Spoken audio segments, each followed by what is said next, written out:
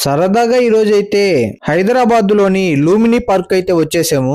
ఇక్కడ entry ticket ఒకరికి 20 రూపాయలు అయితే తీసుకుంటారు.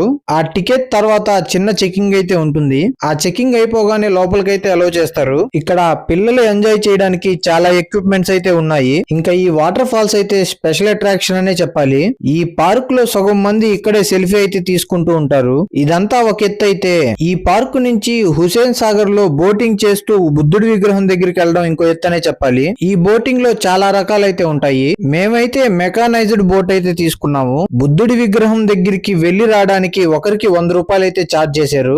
బోటు ఎక్కగానే ఈ లైవ్ జాకెట్లు వేసుకోవడం తప్పనిసరి. హుసేన్ సాగర్ లో అలా ఒక రౌండ్ అయితే తిప్పి బుద్ధుడి విగ్రహం దగ్గరికి అయితే తీసుకోబోతారు. వెళ్లే దారిలో సెక్రటేరియట్, అంబేద్కర్ గారి విగ్రహం దూరం నుంచి అద్భుతంగా కనిపిస్తూ ఉంటాయి. ప్రతి బోటు బుద్ధుడి విగ్రహం దగ్గర అయితే వదిలిపెట్టి మళ్ళీ అక్కడ ఉండే వాళ్ళని పికప్ చేసుకుని వదిలిపెడుతూ రొటేషన్ గా తిరుగుతూ ఉంటుంది. బుద్ధుడి విగ్రహం వీడియో కోసం వెయిట్ ఫర్ పార్ట్ 2.